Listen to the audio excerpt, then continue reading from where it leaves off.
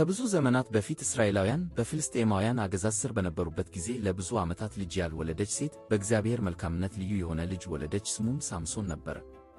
መልአኩም ወደ እርሷ መጥቶ ወንድ ልጅ ትወልጃለሽ ብሎ ነገራት። መልአኩም ሳምሶን ከማኅፀን ጀምሮ ለእግዚአብሔር የተቀደሰ ናዝራዊ እንደሚሆን ነገራት። ፀጉሩን እንዳይረጥ አዘዛት፣ ምክንያቱም ረጅሙ ፀጉር የታላቅ ኃይሉ ምስክር ነበር። ሳምሶን የተለየ ኃይል ስለነበረው እያደገ ሲሄድ በጣም ታዋቂ ሆነ። ከመጀመሪያዎቹ አስደናቂ ሥራዎቹ መካከል ከአንድ ትልቅ አስፈሪ አንበሳ ጋር በባዶ እጁ ተደባደበ። አንበሳውም የሳምሶንን ምት መቋቋም ስላልቻለ ሞተ። ሳምሶንም አንበሳውን ልክ እንደ ወረቀት ቀዳዶ ጣለው። ይህንን የሰሙ ሁሉ እጅግ ተደነቁ። ይህም ታሪክ በሳምሶን ላይ ከእግዚአብሔር ዘንድ የመጣ ልዩ ኃይል እንዳለ አሳየ።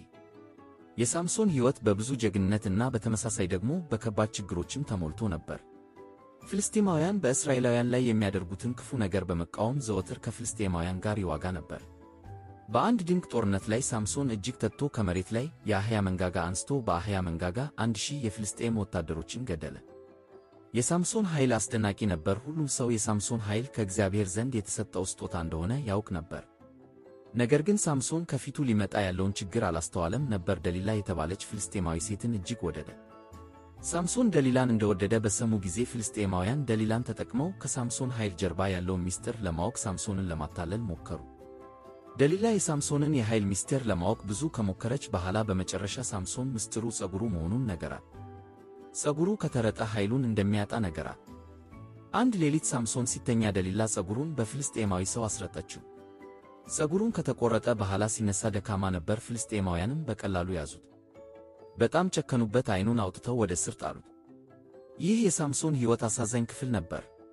ነገር ግን በእስር ሳለ ፀጉሩ እንደገና መብቀል ጀመረ፣ ኃይሉም መመለስ ጀመረ። በመጨረሻው ሳምሶን በፍልስጤማውያን በተሞላ ቤተ መቅደስ ውስጥ ነበረ። ለመጨረሻ ጊዜ አንዴ ኃይል እንዲሰጠው ወደ እግዚአብሔር ጸለየ። በሙሉ ኃይሉ ቤተ መቅደሱ የቆመበትን ግዙፍ ምሰሶዎች ገፋቸው። ቤተ መቅደሱ ፈራረሰ፣ ጠላቶቹም በጠቅላላ እና እርሱም በአንድ ላይ ሞቱ። ከሳምሶን ሕይወት የምንማረው ነገር ምርጫችን የሚያመጣውን ውጤቶች እና በድካማችን ጊዜ እንኳ ስለማይደክመው የእግዚአብሔር ኃይል ነው።